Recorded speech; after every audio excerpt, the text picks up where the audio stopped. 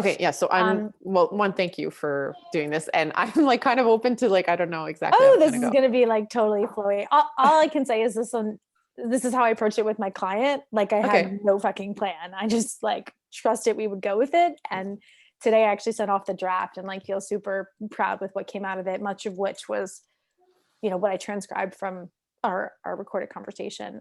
So Mhm. I'm inviting us to trust the process. I totally do. I think a question just came up and I lost it for a second. Well, should we anchor in the intention? Sure. What do you like? What's your intention with this? My intention is to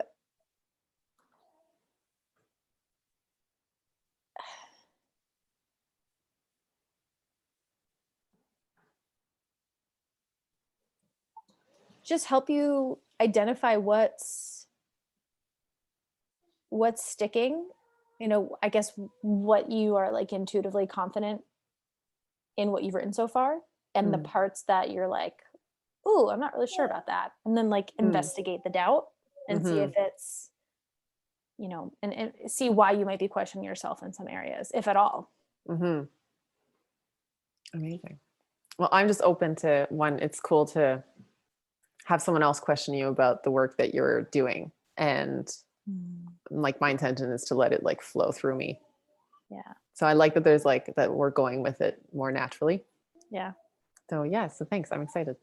Well, I prayed for divine questions and divinely inspired answers. So, the first question I have is like, what question does your book answer? Like if there was a big guiding question that one might have, what would that be that the book answers? So there's a few core ones. The main one is one, shifting the question such that it's answered more powerfully, because sometimes the questions we're asking ourselves aren't actually going to lead to a powerful answer.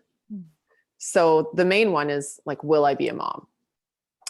And the woman who's asking herself that, she's probably in her early 30s, and it's not like, will I be a mom? It's like, ooh, there's a weight to it, because there's a doubt infiltrated in that, question that she's asking herself. So I want to help her powerfully answer that question by one, shifting that to her seeing how she already is a mom, because she was born with that within herself.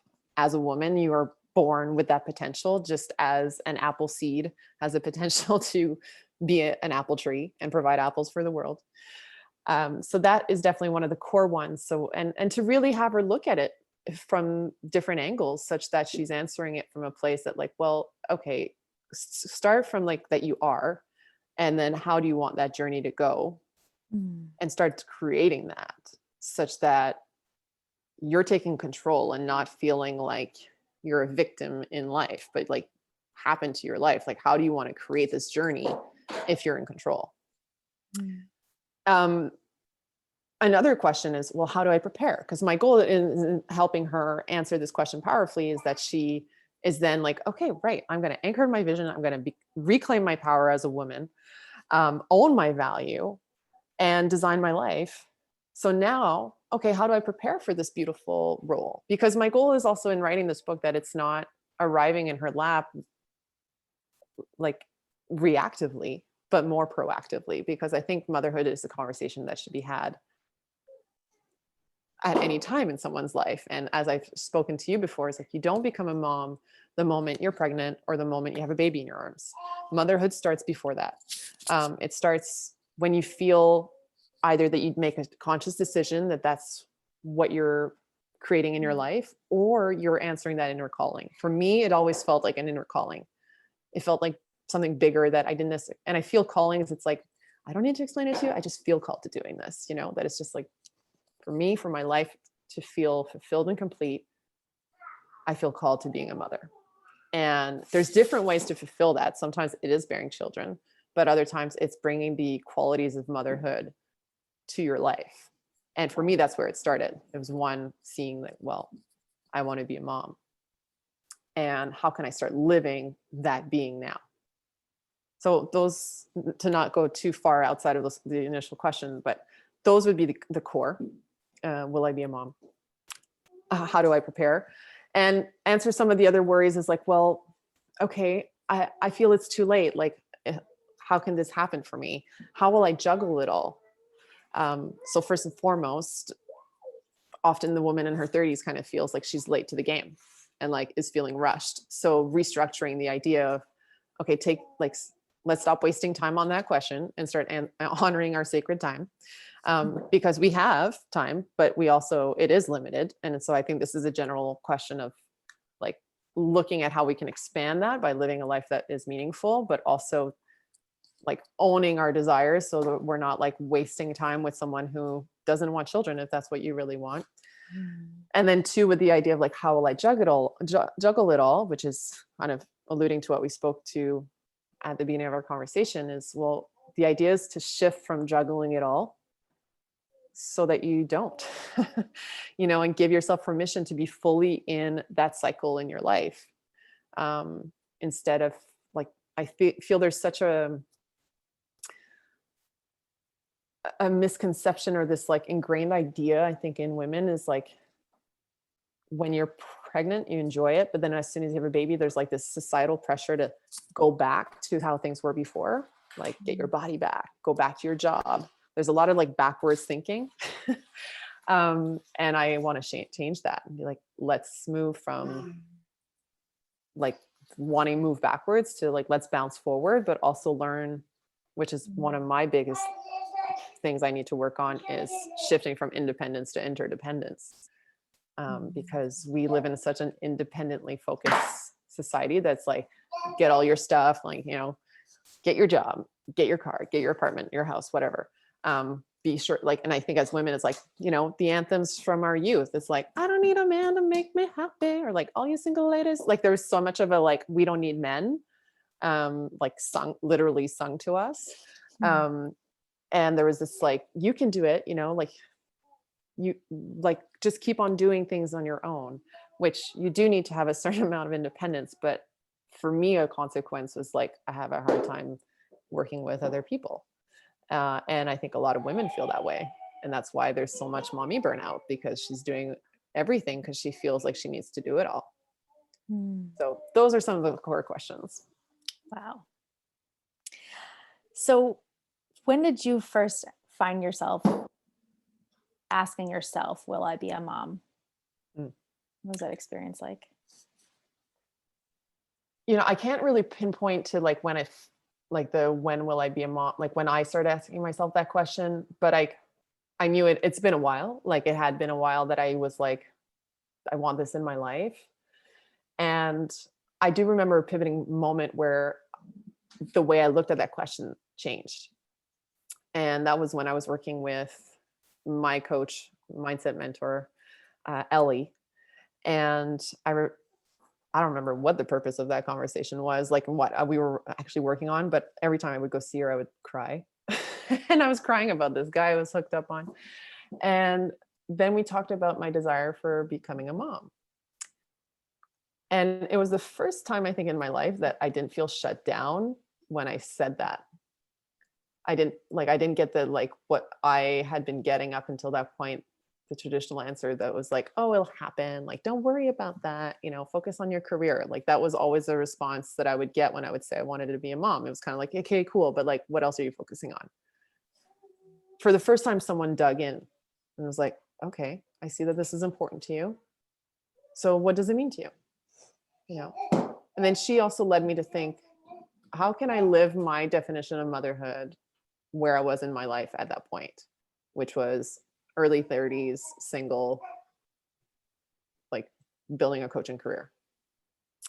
And that was a pivoting moment in my life, because then I started really looking more consciously at how I could bring that energy into my life, be it through being an awesome aunt to my nieces and nephew, being a proud dog mom, growing up, one of my nicknames in high school was Mother Teresa, because I used to always take care of my friends when we go snowboarding. Like, they knew, like, I was always kind of watching what was going on. But I started seeing, well, how can I bring the energy of mother to my life? Like, it's not something I have to strive for, but actually let emerge within myself. and stand in. So that was a very important conversation. And that also led to me starting to ask myself important questions around how I wanted to create that in my life. At some point, a few years after that conversation, because that conversation happened, and then I actually made some big changes in my life, not just out of that, but that's when I like left Montreal, went out west, and came back. And it's when I came back to Quebec that I really looked at like, okay, let's look at different elements of motherhood. What do I really want? And I started looking at it the same way I would create other goals in my life. And I was like, what is that I really want? Um, Time, ideas, like different elements. So I started asking myself some very important questions. One, namely time frame. I was like, okay, I'm creating a game around this. And often I would feel stressed out, but I was like, okay, realistically, how much time am I giving myself? Because I remember after doing a reflection, I was like, I know I want to be a mom, but if I don't play full out in the creation of that, I will be more disappointed than if I play full out and it doesn't happen. So I made a decision that was like, okay, I know what I want, but I'm not willing to be passive. I'm willing to do the work such that in the event that it doesn't happen, I will say, you know what was meant to be. Because I really looked at like, if it doesn't happen, what will happen in my life? I knew eventually I would get over it and like move on, you know, because I knew there was a biological window, and so I asked myself, okay, how much time am I giving myself to play this game? And I think I was 33. And I gave myself 5 years because I was single. I think it was about 5 years, something like that. And that's when I said, well, I know I don't want to do it alone. I'm not open to adoption. Like I wasn't open to fostering. I looked at like, is IVF for me? No. So I knew that for me, my game was I want to do this with a partner that I love. Because I'm like, I could do it with someone that I'm not into, but I was like, no, I want to do it with someone that I want to build a life with. And I want to conceive naturally. I want to build a family. So I really started, like, those were really important questions that one gave me a tremendous amount of freedom because I guess I was nervous. I was like, well, what if I can't have children naturally? So I tackled that worry head on in a way. Because I was like, well, if I can't, I already know that it's not something like I won't have to worry about it. I'll be like, hey, God made it such. But I also knew that there's things that were in my control to create fertile ground for this to happen in my life, be it through my lifestyle, my mindset, my diet, the way, like my partner, So that's when it started taking shape because I felt more empowered. And I also stopped hiding it. I mean, I wasn't like, I didn't go preach it to the world, but I was like, the next person I date, like, I'm not going to be like, oh, I'm not going to talk about that because often that's kind of what I was brought up being told. Like, don't tell a guy you want to have kids because you're going to scare him off. I was like, okay, well, one, I don't want to date guys that are at that stage in their life anymore, you know? And funny enough, when I started dating Alex, he's the one that brought it up first. And I was dumbfounded. I was like, oh, interesting. So yeah, so that was, in a nutshell, a bit how the journey, a pivoting point, and then a condensation of things that started happening. Mm. One of the things that stands out the most from your approach is putting a spotlight on the mindset, the mental dimension of preparing. Mm-hmm. So walk us through a little bit more. What does it look like to mentally create fertile ground? And what are some mental roadblocks? You've talked about a couple of them that you experienced yourself or that you think we as women might have absorbed from our culture that has either intentionally or unknowingly basically been giving us messages that would likely prevent us from being able to conceive naturally or welcome motherhood with open arms. Mm-hmm. Great question. I think first and foremost, one of our biggest obstacles to what we want in life is not giving ourselves permission to want it. And so when it comes to motherhood, I think someone who feels called to it, it usually starts with this little inkling. I mean, that inkling might have started a long time ago, but there might be a point in your life where you're like, okay, this is feeling like internally more important. So I think mentally it starts, one, you got to connect to the different centers. It's not just your mind, but connect to your heart. What's your heart telling you? What's your gut telling you? And what's your uterus telling you? You know, you might have heard women say like, oh, my uterus hurts, you know, when I see a baby. I'm like, okay, maybe it's not hurting. Maybe it's like saying, hey, you know, listen to me. Because I didn't feel that way at 15 when I saw a baby, you know. So I think there's like an alignment, like there's a mindset that is in our body. And then from there, it's like, okay, well, get curious about that. Like, okay, you say you want to be a mom, like give yourself permission to explore it. The same way you would give yourself permission to explore your desire to go travel to Bali, you know, like you might go online and look at cool photos. You might talk to someone who's been there. You might put images on your vision board. You know, it's kind of the same thing of like surrounding yourself. Like there's this idea of like, oh, wouldn't it be cool if, you know, I Mm. went there, and go there mentally. What would your life look like? Like give yourself permission. And I think a really big part with motherhood, at least for me, was to not put it as like the backup dancer, but I was like, no, I want it to be center stage in my life. Like I knew for me, motherhood would play a really important role. And so often I had designed my life kind of like around it in a way. Um, because I knew like the main reasons I decided to work from home and to build a home-based business is I knew I wanted to be home with my kids. But I often didn't say that first and foremost. I wouldn't say, I want to be home with my kids. So I was like, no, I'm going to build a home-based business so I can be home with my kids. You know, so I kind of flipped it around, me like, what if I put it center stage? And in fact, actually, on one of my vision boards, and I think two of them, I started putting a central image that to me represented motherhood and building my life around it. So I think for me, mentally having positive images is really helpful, particularly if there's some resistance or fear, because I think the older we get, there might be more conversations around like, will this happen, or am I far off? You know, particularly if someone is where I was starting off, I was single and I was like, am I even going to meet a guy? You know, I was kind of getting there in I was going to not a good place mentally. So I did need to make some shifts also externally in my life, because that often helps. It's kind of like if you put a red dress on, like it's going to impact the way you look at the world, because of and your internal world will shift. So there's a bit of the inside and outer work that helps. Yeah. So surrounding myself with images of what I really wanted, and then also making a conscious decision to block out things that were either feeding the fear or the doubt. Mm-hmm. And in my case was like blocking out conversations of like unhealthy relationships, or like, you know, women bitching that they were single, or fertility issues. I was like, I need to protect my environment, because I was like, I need to surround myself with what I want. And it's not to diss that. It was just like, I needed to protect in a way that seed that I wanted to implant in my life.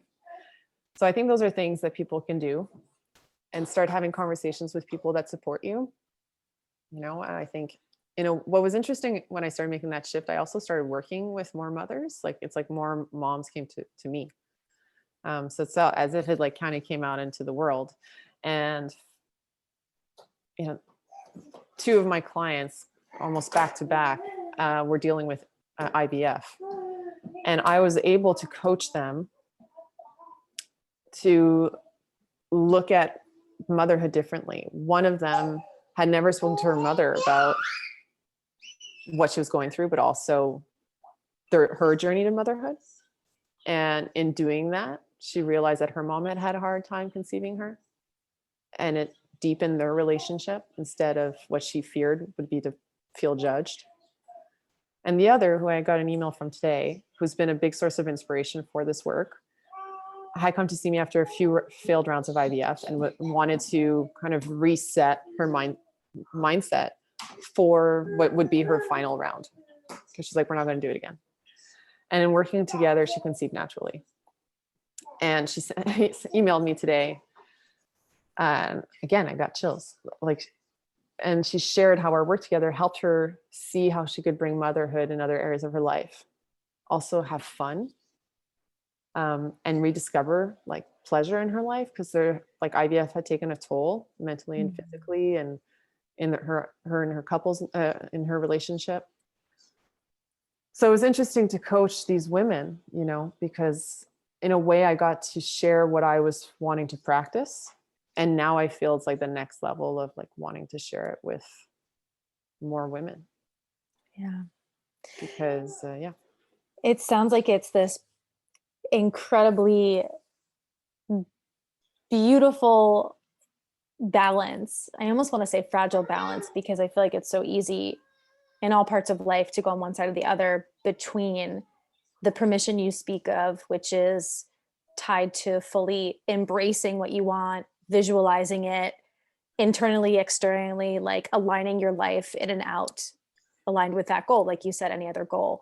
But then similarly, it sounds like there's this art of non-attachment. Like the part where you own the fact that if you couldn't conceive naturally with a partner you loved, that you would accept that this form of motherhood.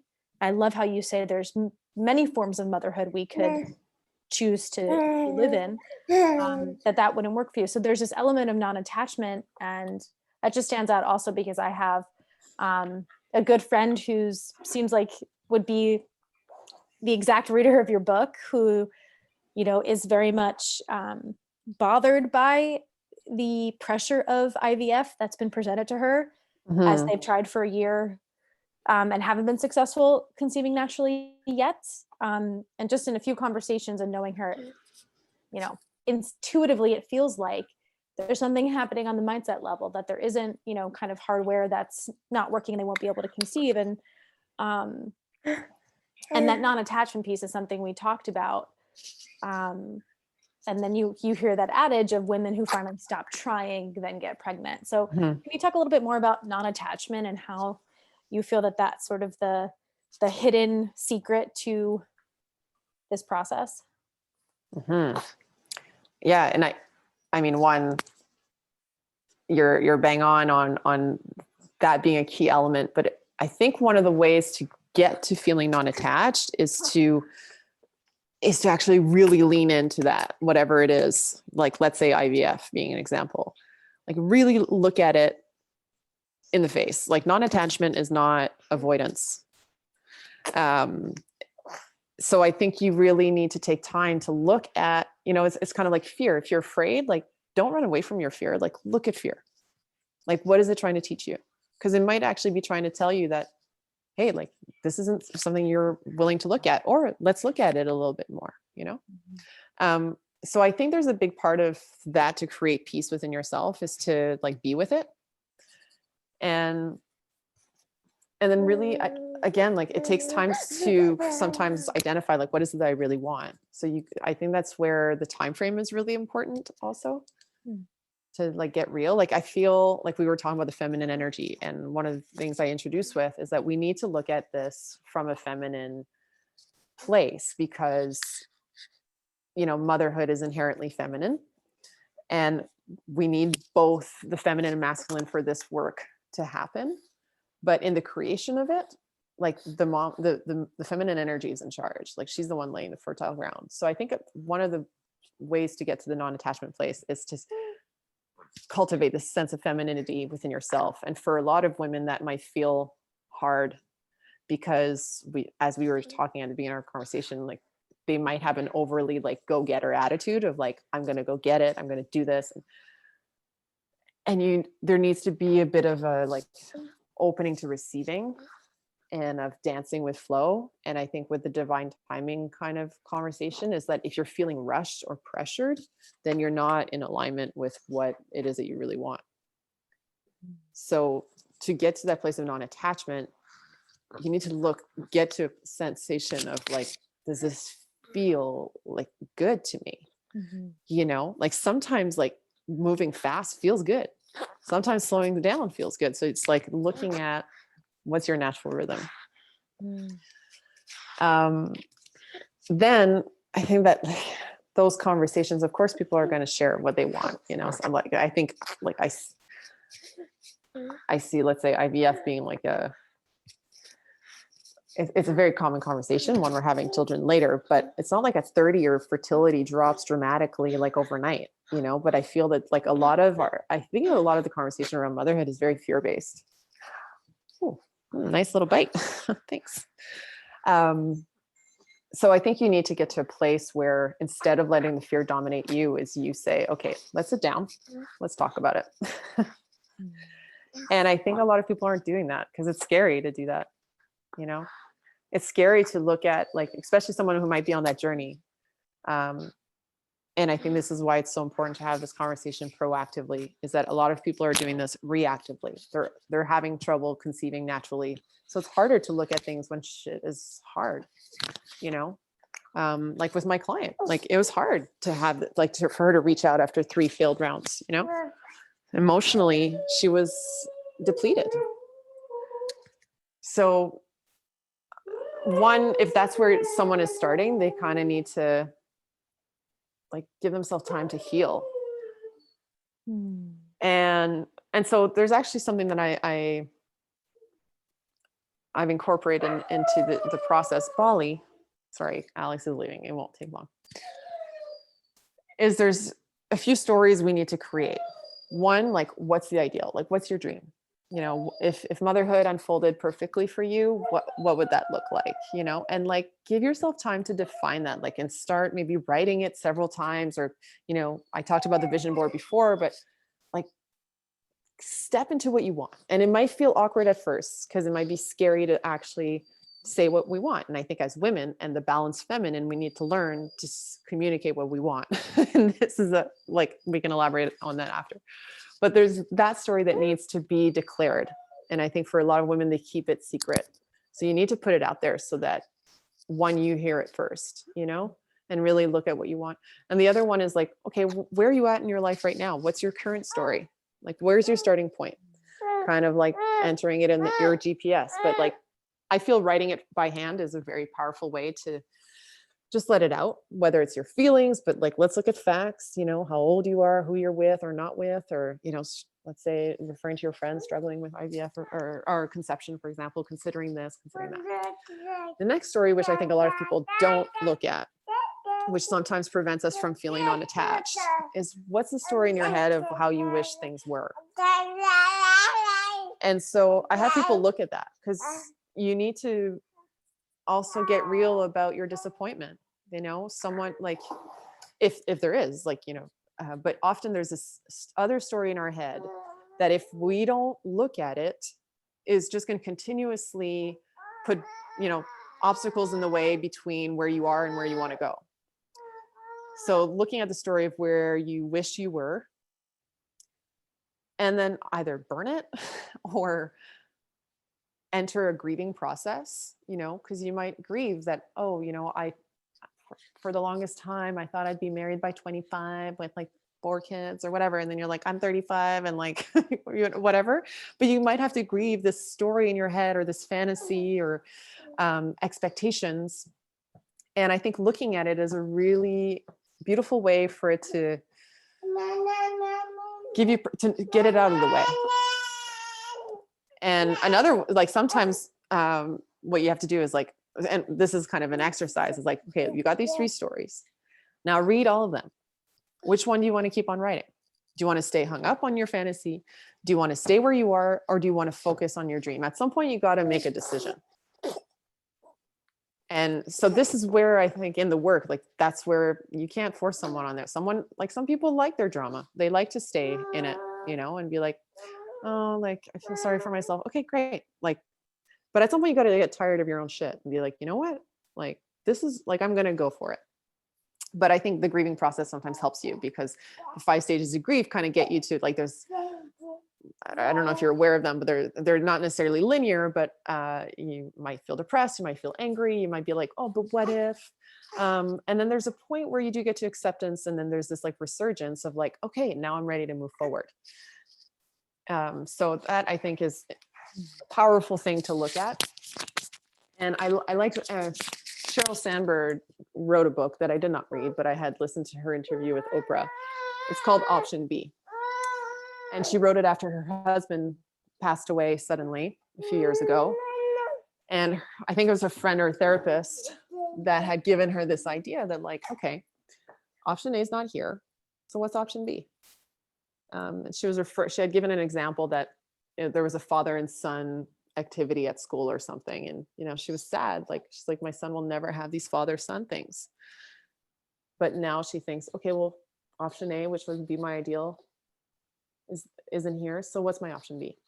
And I think sometimes that's what we need to do. It's like, option A is that, like, for me, I was like, I wanted to, like, live by the ocean, marry a hot surfer kind of thing, and like happily ever after, but where I was starting, I was like, no, like, I was living it with my parents. I didn't know where I was going to be living. I felt a bit discouraged, but I then was like, okay, so that didn't happen. So now what can I create? What's my option B? And actually, let's make option B even better. So that was like a long way to answer this non-attachment thing, but I think it's a process, and it's an ongoing process. I don't think, why do people meditate all the time? Like, there will be times when you're like, I'm thinking again about what could have been, Mm-hmm. But I do think it's necessary to retake, the steering wheel in your own hands. Mm-hmm. So it sounds like this proactive approach to motherhood and preparing for conceiving naturally is all about creating fertile ground. I love the way you phrase that, because it's so easy to really imagine soil. And I know you mentioned in your outline, it seems like you're going to go deeper into this, not even really a metaphor, like it's like literally how nature works. There's a seed that grows into an oak tree. There's a seed inside of us that grows into a human. We realize that when we accept we are part of nature, not some weird thing outside of it. Not separate from, yeah. Yeah. But when you say fertile ground, like, it's really easy to think about healthy soil, something that has the vitamins and minerals and the nutrients, like what that looks like consistency of it. Like, we know there are some soils that plants will grow in, and there are other soils that are contaminated or don't have enough light or don't have enough water, and just can't grow certain things. Some can't grow anything. Some can only grow a certain type of thing. So I really appreciate this very concrete metaphor. And what I hear you say is that stress and pressure in this metaphor is like the contaminants of soil. So if there's stress, like what's physically happening in the female biology is being constricted or is cutting off certain, who knows on the actual scientific level, whether it's certain hormones or overabundance of certain hormones that are like throwing that cocktail off.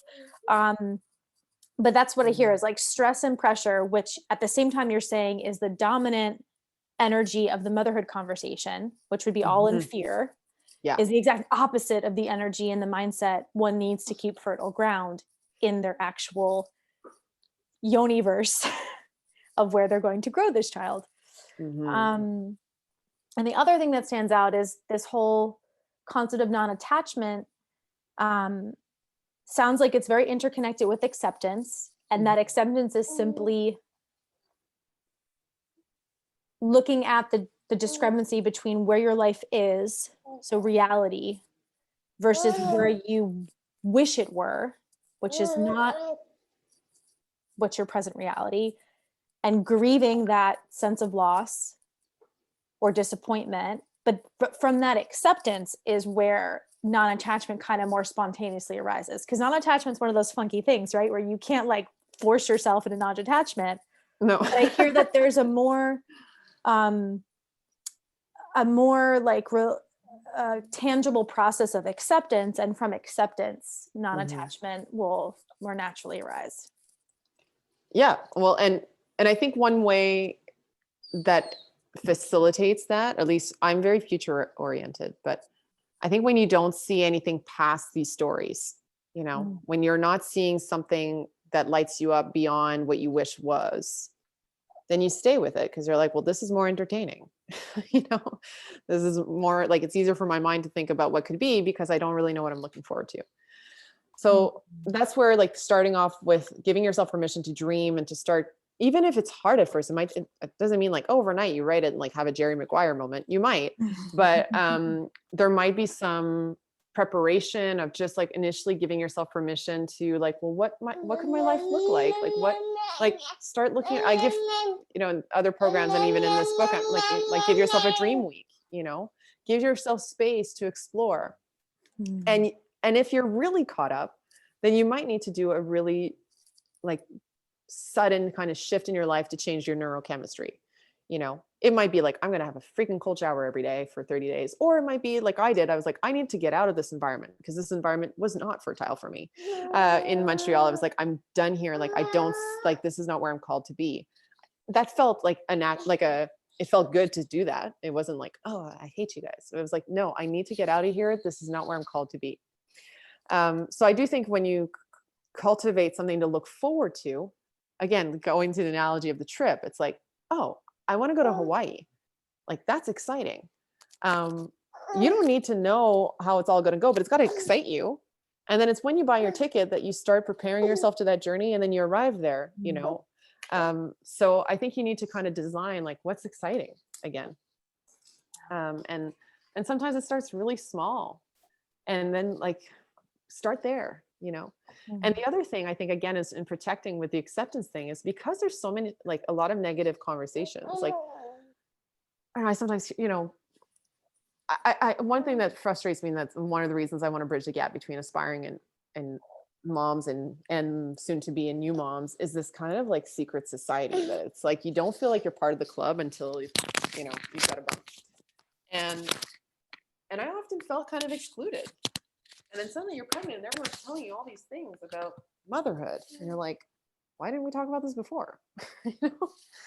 So it's almost like, I think there's this whole protection, like, let's not talk about all the exciting things about it beforehand until it's actually happening. But then I'm like, you know, you tell someone you want to start a business and they're going to connect you to someone, they're going to talk to you about a book. You know, you want to run a marathon, even if you've never run a day in your life, they're going to be like, oh, like, check out this running program. But when it comes to motherhood, it's kind of like, oh, you'll see when you have kids, you'll figure it out. So I'm like, why are we leaving something that many people consider like one of the most fulfilling aspects of their life to like figuring it out when we're so like into preparing for all these other things, you know? So I kind of went on a tangent there, but I think that that's one thing that kind of annoys me about the way like kind of mommyhood is kind of here, because it's so segregated.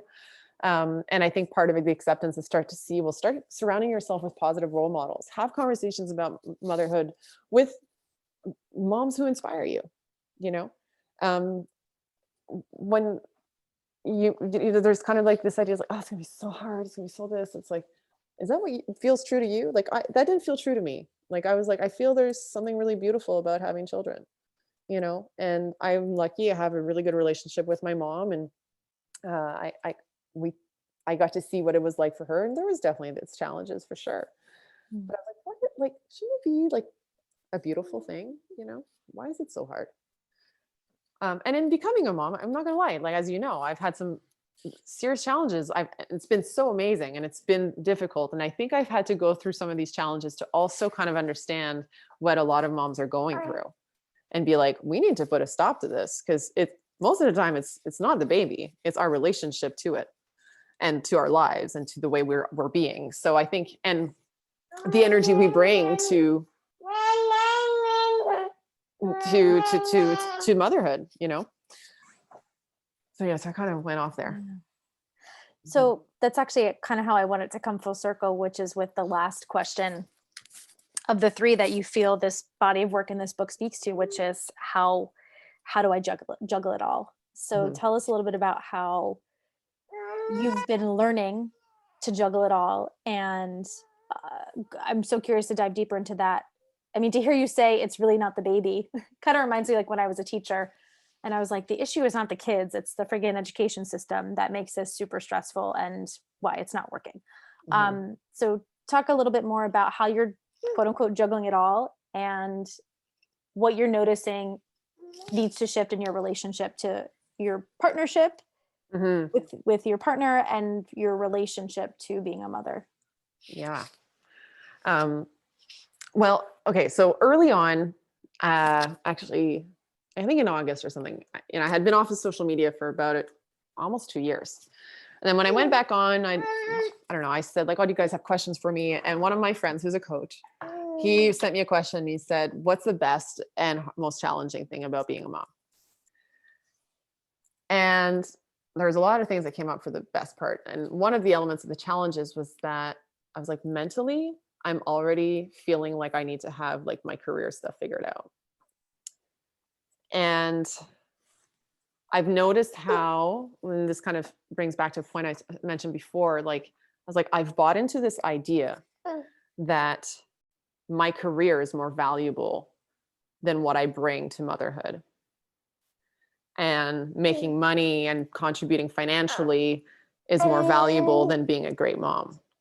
Obviously, if you're a single mom and you have to do it, like it's a different situation. But I realized I was very challenged by this idea that I was like, I still need to know what I'm going to do for work, because being a full-time mom isn't considered work. It isn't, it's not that, like, you should be doing more. And whereas inside, I'm like, actually, this is to me is an incredible blessing, and it is going to be my full-time work. It's, for the next 5 to 10 years, because that's what I've committed to. But it took me a while to get there, because I was like, wow, like I hadn't realized it was so much in me. But like after having a baby, people were like, are you going back to work? Are you having another one? I'm like, Jesus, I just had a baby. And I realized a big thing, and also a big part of creating fertile ground, is that we live in a society that's constantly moving on to the next thing. And we have a hard time with just letting things relax, and just let things like not happen for a while. So a big part was like, one, around that, like, it's like, you got to learn to have space in your life, and to also like appreciate the cycle you're in. And that's where my work has been around that. Is like, okay, I knew that I wanted to be a full-time mom, but I also felt called even before it that I would do something that would be of service to the world through being a mom. But I've had to reframe it. I'm like, I can't play according to the rules I've played before, because otherwise she's going to be taken care of by someone else full-time. And I'm like, that's not what I want. So I had to ask myself again these kind of important questions of like, okay, what do I really want? And what can I create around that? So that's kind of like my new challenge, is like, how can I make a difference in the world while being Elise's primary caregiver?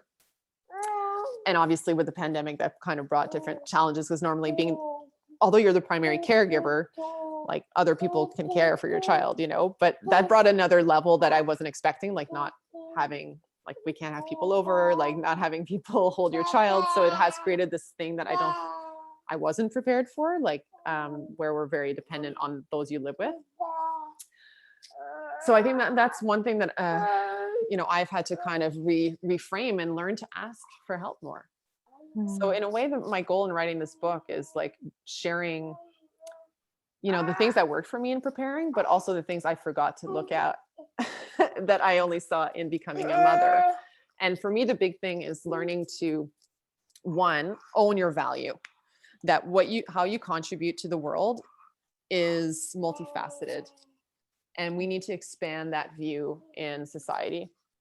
Like, and also on that front, also I've had to level up my relationship with money, because I also want to be a prosperous mom, but I also want to own my worth in other areas of my life. So that's a big part, I think, of the work we need to do proactively as well, of being like, who you are being in the world is valuable. What you do for others is valuable. Listening to a friend is valuable. Preparing a meal for your family is valuable. Bringing food on the table, like we all serve, we're part of a bigger ecosystem. So I think that's like, I'm expanding this idea of like network, of seeing like we need each other. We really need each other to, like, I need Alex as much as he needs me for this to work. We have our strengths. And like when you're a new mom, like your baby needs you. Like if you're breastfeeding, like Alex can't do that job for me, So there's a timing also in our lives. And I think that's where I've also looked at, like, this is like a precious time. So why do I want to rush to something that, I'll look back and wish I was more present now. So that's a really important thing I think we need to learn. And I think as women also, in terms of challenging the way careers are, like this idea that like your career, like you're kind of, I don't know, like losing out on your career. I'm like, do you want to go back to a company that feeds that idea? Because I'm like, as a mom, you are learning some pretty awesome skills. You're a freaking superhuman. So like, you'll come back and bring something new. So I think that's something I'm also like, I don't think I want to buy that idea anymore. So I've kind of noticed that. I think that's a really big thing. And then I think relationship wise, I think we did some preparing, but I think getting better at managing both of our big emotions, because there is an emotional flow. I tend to cry easily. Alex tends to get angry easily. So getting comfortable with those two things, in the sense that it's like, it's okay to cry. It's okay to get angry. And your child will teach you that, because I want my daughter to feel that she can express herself. And as humans, we sometimes don't, like, or human, I mean, as adults, it's like at some point, like, stop crying or stop doing this. But it's like, what are your emotions trying to teach you? So deepening my level of emotional intelligence. And yeah, I think those some of the key. I think also one thing physically, I knew from the get-go that I wasn't buying into the whole get my body back idea. Like from the get-go, I was like, this is bullshit. Because when I was pregnant, I was like, what? That whole idea, like, having to force yourself to this flat tummy or whatever, like, and then suddenly you're like, it's such a mind fuck. Because like before you're pregnant, people like you feel criticized about your stomach, which is yes, Baba. You're a life creator, When you're pregnant, people are like, are you showing? Let me see your belly. And you're like, what? Like I can, like, for 9 months, let it out, and people embrace that. Then you give a birth, and then people are kind of like, oh, like either like you don't look like you've had a baby, and I'm like, wait, how is that a compliment? Like that women should not look like they've had a baby?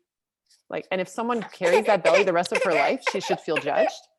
Like my belly did go back, but it was very loose for a long time. But I'm like, even if it hadn't, like I would have loved that body, and I think women should.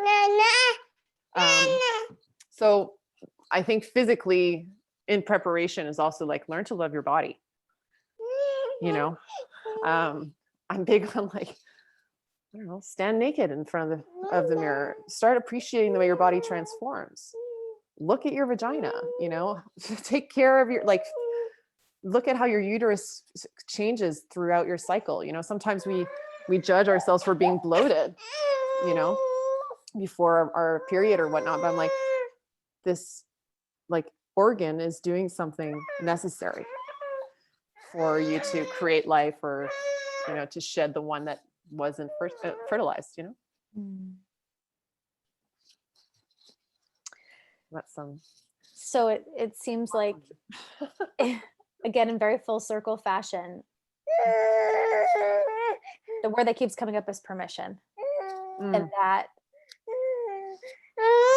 it sounded like the key to answering that question, will I be a mother, starts with giving yourself permission to want to be a mother, wholeheartedly, totally embodying it, and starting to align your life around that very clear goal.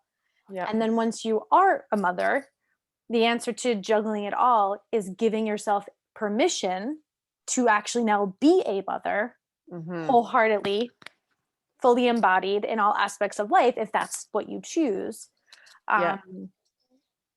And it's just interesting how, well, I think the whole purpose of this conversation in your book is to show where people have way more control where they don't realize, or look at sort of that automatic thinking, subconscious thoughts that we were never taught to intentionally change and cultivate.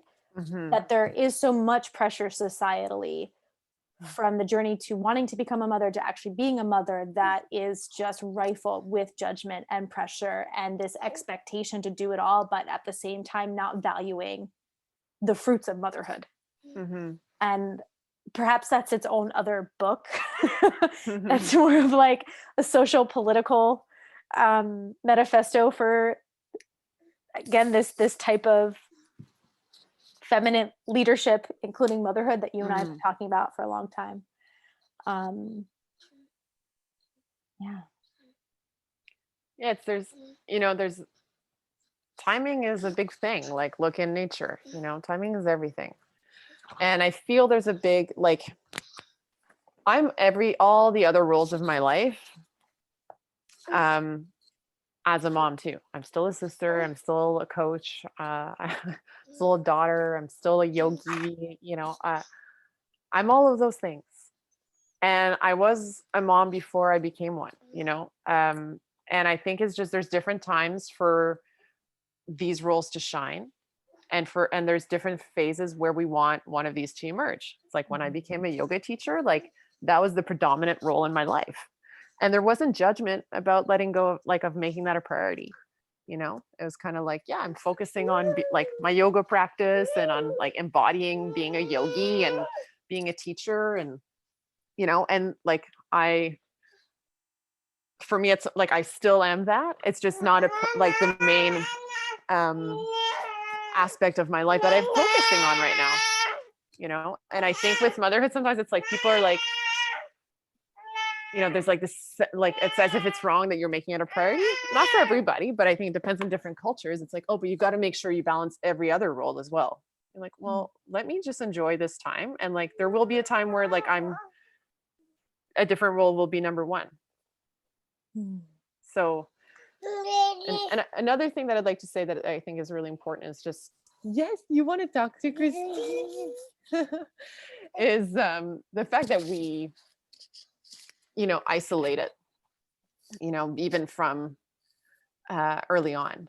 Like I think you and I have talked about this. Like we don't necessarily participate in births or like whether human or animal form. May, who's like kind of well, she's a very renowned midwife. She talked about like how before people lived on farms, so they would see like cows giving birth, like pigs giving birth, like the moms giving birth because they live so far from everything. So it wasn't so like foreign. It was like a more natural process. So I think when you start seeing also motherhood around you, like the cycle of it, I think that's really helpful. I'm so grateful I got to assist my sister's births, and like seeing my niece and nephew come into the world. I think that's an incredible preparation. But I think just in general, like we live in, I mean, like look at how we live. I'm an Italian descent, which is like, I feel Italians do really well. We're like, maybe not all now, but like multi-generations still live together. Now it's like, no, like we don't really have, our tribes we live separate. We don't live all on the same ground. Yeah. So I see there's like a need for a return to that potentially. Yeah. I mean, an insight I just got listening to you was, I mean, it's very clear how the modern way of living is completely out of sync with natural cycles, completely out of sync with nature. I mean, the parts of us that are destroying the environment in irreversible ways. This perhaps higher rates of infertility is a similar symptom of that flawed mindset of living out of balance, of Mhm. being detached not only from our humanity, but then the relationship between humanity and the rest of the universe and Mother Earth and just life. Mhm. Um, so in many ways, I feel like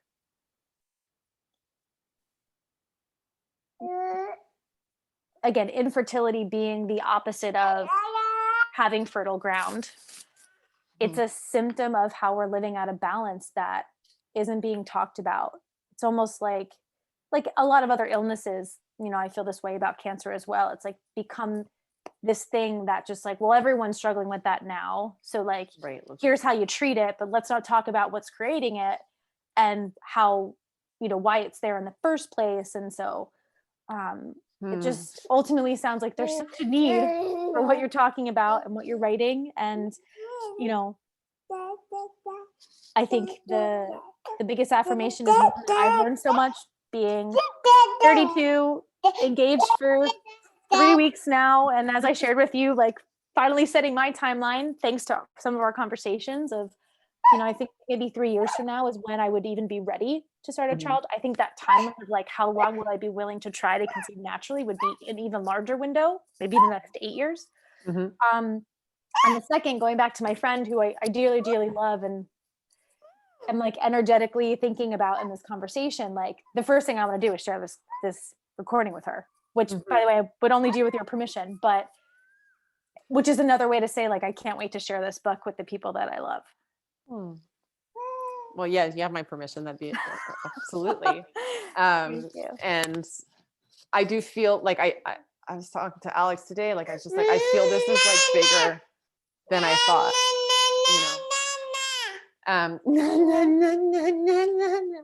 because I when I started kind of thinking of pivoting towards working in motherhood, I knew for me it wasn't going to be about like what kind of diapers you should choose for your child. Like I was like, I think there's a deeper conversation we need to be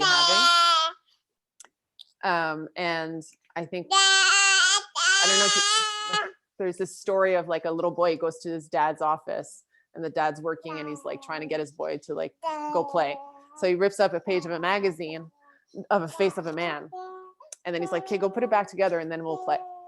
And the boy comes back like right away. It's like, how'd you get that done? He's like, well, on the other side was a photo of planet Earth. He's like, when you put no.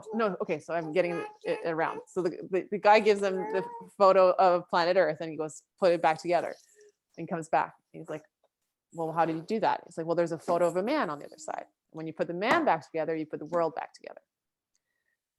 And I feel that when you put the woman, the mother back together, because whether a woman becomes a mom or not, she still carries that creative power within herself, and I think this work is equally important for someone who might choose to not bear children and to mother in her own way. But needless to say, I do think that putting women and mothers back together and doing it so proactively, I'm like, that's what Mother Nature is asking us to do. Like, I really do feel that our lives are out of balance, You're little chatty catty. Yeah. So I think that like that's a big aspect of it too, of like we need to restore this balance. Like our life is not supposed to be linear. That's a very like out of balance masculine way of looking at things. Nature is inherently cyclical. Women are inherently cyclical. Men are as well. I think we just need to kind of lead the way because we are a bit more like we have a step of more knowledge around our own cycles that we need to deepen. And then men will have to like, I don't know enough about their cycles, but I do think that's a big part. Yeah. What's the working title of the book? Well, tentative is Create Your Motherhood, but I don't think that that's what it's going to be. But I do see it at like, my goal is like this work is for the powerful woman who aspires to be a mom, and my main objectives is what she gets out of it is that one, she embraces her desire for motherhood. She stands proudly in it. She aligns her life to it in the sense that we're going to let's look at the different areas of your life and where do you need to start? Someone might need to start by readjusting their eating habits such that they're eating foods rich in life. If you want to create a life, you got to be alive. Or whereas someone else, they might need to align in different ways, but to give her tools to feel like, again, empowered. And my bigger mission is to enhance natural conception and positivity around motherhood. So that's like my core outcomes. And then what the title will be, you know, I told you about that coach that sent me that book that calls Where's Dad? He's like, maybe you're going to write Where's Mom? I was like, well, probably not, but we'll see what the title is. Is there one that's coming up for you? Yeah. No, but I'm seeing how if we have continued conversations, a creative one will emerge. Like I see how this is sort of the placeholder. Nothing's coming up for me right in this moment, but Yeah. But the essence of it is there, if that makes any sense. Well, I feel that like when as I'm writing, sometimes there's things that come up, and then, you know, when I had written the manuscript for Embrace the Detours, initially the title was Life's a Trip. And then it was one of my like beta readers who came back to me. She's like, this comes up a lot. And I was like, oh, I like that title. So who knows? But I feel the title sometimes comes after, you know? Yeah. And I think the fact that you don't have the title yet speaks to how you're truly going deep. Because I think sometimes when we hit on those deeper aspects that are not being talked about, like sometimes there's no words, literally. Mm-hmm. So I feel like I have clarity in a feeling way of what exactly you're speaking to, and yet there's no words yet. The last question that comes up is, what question do you feel will remain unanswered as you complete the book and as the reader completes the book?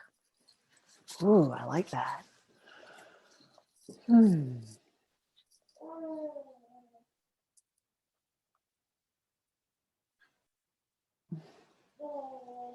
Well, I guess what comes up is like the questions like, what might be possible? You know, and that gets me like emotional because like, you know, receiving that email today and like the photo of my client's daughter who's 19 months. And I was like, oh my gosh, like what's possible is not only children being born, but like born to people who feel clear about wanting to be their parent, you know. And I feel with where we're like the times we're living in, you know, with 2020, like I'm like, we're such at a like important time in history. Like we're going to look back, like 2020 will be a definitive year where we change direction. And I'm like, it's not for nothing. I don't know. I'm like, my daughter was born in like at the heart of that. Like she's here for a reason, you know, like I'm her mom for a reason. And I'm, you know, talking about not an attachment, that will be another thing, but it's like, I really believe she came through me. Like I don't own her, you know, my role is to guide her, but you know, anyway, that's a whole other conversation, but I'm like, what would be possible? Like, what if we started looking at this proactively? Might this reduce troubles with infertility? Might this lead to gracious pregnancies? I feel very fortunate. I had a beautiful pregnancy, I think in part for the work I did. Because leading up to Alex and I conceiving actually I conceived in August. And like, I took that summer mentally was like, I'm relaxing. I'm like I was literally like, I planted the seed that we're going to conceive soon. So I had really taken time to relax and like be very flowy and like what I felt was needed. And we conceived very easily. So I'm like, would that happen? Would this mean that healthier pregnancies mean women feeling better, but also having time to enjoy it instead of being like, oh, I have to read all these parenting books. I have to do the nursery or whatever, but you know, feeling like they can enjoy it. Might this give, you know, space for new moms to relax and heal better from their births instead of rushing to the next thing and actually really honoring their body if they start doing it beforehand? Might this lead to more fun? And like, what impact might that have on the children? Instead of it something that was like, oh, it flew by. This like presence and this like this natural fluidity that I'm like, what, like, I feel we have a responsibility. One, you know, now we have a conscious choice to make of whether or not we want children, because that's where we're at in society, you know, whereas before it wasn't like the woman's voice wasn't heard. So it was like, let's bang out on kids because we got a farm to like roll, you know? Now we can actually think about it. And I think some people are saying, well, who am I to have children right now with what's going on in the world? So I think someone who's making a decision and feeling called to motherhood is like, it's important for you to feel that you're doing this for the right reasons. Because I truly believe that, you know, if you're doing it because you want to, one, create a powerful future for your children, and hopefully leave your mark on leaving them with a better world. So I'm like, what if, like, what might be possible? Might we, in us restoring ourselves as mother, because that's where it starts, might we be paving the way for them to heal, them, like, to live a healthy world, you know? Like, so like, to me, like, I mean, that might feel like too much of a crazy hypothesis, but like, that's truly how I feel. And I think like, that's like, wow, like, let's go there. Let's be conscious before. Instead, it's really hard when you're reacting, you know, like, you're stressed. So we need to start slowing down before. And, you know, like, this is like, I'm learning a ton as I'm in it. And I just feel like a responsibility to own my desire to be a full-time mom, such that women who feel that can also respect that, because not everyone will, and that's fine. But if you feel called to it, I'm like, let's build a world that supports that. And like, so I'm like, what kind of conversation might this open up in relationships around fatherhood, around the way we run our companies, our lifestyle, our businesses? I think all these things are being put into question since 2020. But I think from a parenting point of view, like, you know, I mean, gosh, I'm Canadian. So as I was telling you, the maternity leave, I feel we're more advanced. I feel the US, I'm like, gosh, maybe I'll go in politics, because I feel like it's absurd that it's not even like, I think this should be necessary. Like, what if this opened the possibility that we restructure the way we look at building our careers as women, that like, quote unquote, lean in, you know, and like, when you have, like, then when you want to pivot to motherhood, lean into that. And then when you want to lean into something else, like, so what if we might be more proactive, perhaps, you know, often I think financial reasons is what makes us change things. Like, what if we were more proactive at a young age, looking at, well, if motherhood's part of your life goals, maybe we create a retirement plan for those formative years, such that you can devote yourself fully to that and then come back to the workforce, bringing your new skills and energy when you're ready. So I'm like, what if that had an impact on the way we dealt with our finances and so yeah, there's a lot, but I think it's like, what's possible. And like, I totally envision, and I'm doing this work for the person that like I might bump into one day, who introduces me to their child, you know? And I'm like, whoa, that really, like, I've always wanted 3 kids. And I'm like, well, now I'm playing for people to like fulfill their dream, you know? So that might mean a lot more kids, you know? And I don't know, I feel like a lot of dreams and callings come to you without necessarily knowing. Like, The Alchemist is one of my favorite books, and he talks about like, a dream will come and choose you, and like, if like, it'll stay with you for a while, but if you don't answer it, it'll go to someone else. And I truly feel there's a reason this has landed on my lap. And I'm like, I don't know, this feel like I'm getting all wrapped up in it, because I just see the potential. And I think also the importance of this conversation to be had. Yeah. So, yeah. So we started with this intention. My intention was to, you know, help spotlight where you're really clear and where you might be doubting yourself. And I have to say, I don't hear any doubt or fear. I hear like pure creative insight and certainty and clarity, and, you know, in a way that you've really downloaded this entire concept and like journey you're going to take the reader on. And I just can't wait to read it. So please tell me how I can be helpful for the next phase. I obviously invite you to listen to this recording. Wow. I'm going to send you the video as well, because just the parts where like Alicia's with you, it's just way too precious. I hope that you can like put it in the cloud safely, so you have access to it, you know, 20 years from now. That part was really precious in a way I didn't even expect. And then I want to thank you proactively for being so open and about sharing and teaching and being okay that I share this with my friend. I'd also really love to share it with my My colleague slash client who's been working on this concept of sustainability and bringing feminine energy to transform organizations. I just feel like we're talking about that same energy as it pertains to motherhood as an industry, for lack of a better word, and how there's so much masculine fear-based thinking in the conversation of motherhood that needs to be, sustainability into bringing feminine energy. And it's just a fascinating offshoot. If that's okay with you, and with both of them, I'll ask them to obviously keep it confidential and not pass it on. I also hope that there's parts of this that you might be able to like cut and paste into an audio recording or something. But like there were points where like it felt like I wish we were in a live podcast that you were about to just share, because it almost felt like the book had already been written and we were just interviewing you on, this new bestseller, and tell us your process, how you got there. What did it feel like for you?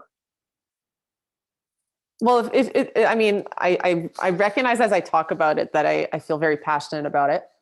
And the first thing I was like, well, I actually don't want to if you feel called to sharing it with people, like I want this to be shared. And in fact, that's one of the reasons I went back to social media, that I was like, I actually feel I have something to say now, or that I want to share, And so part of the writing process, there's a lot of internal work and a need for that. Cause like for me, the biggest challenge is just like the logistics of writing sometimes, because talking it out is much easier. And that's why I'm choosing to do a lot of it that way. But the reason I also chose to write the book first is that I'm like, okay, because I want to put it in the hands of people. And I'm already thinking like, who can I work with? Who needs this? So I don't feel like I want to keep it to myself, that's why we've had conversations of like, well, how can I let people on the journey now? Because again, this is the whole idea of like, let's open up these conversations. So if people feel like sharing them, I'm okay with that, because I feel it's like when I started coaching, I used to coach people in coffee shops, when coffee shops are open. I don't know how it's down there, but everything's closed here. But anyway, and the reason I did that was I was like, why are we having conversations about our dreams like behind closed doors? But then we go to see our friends and we're talking about the weather. Why don't we talk about what we really want? And I feel this is the next level of that. It's like, let's open the door to this. And like when a friend tells you she wants to be a mom, don't just be like, okay, cool. Be like, oh, tell me more. Get curious. Let her share with you why that's important to her. Cause she might realize she's like, well, I don't know. That's just the next thing.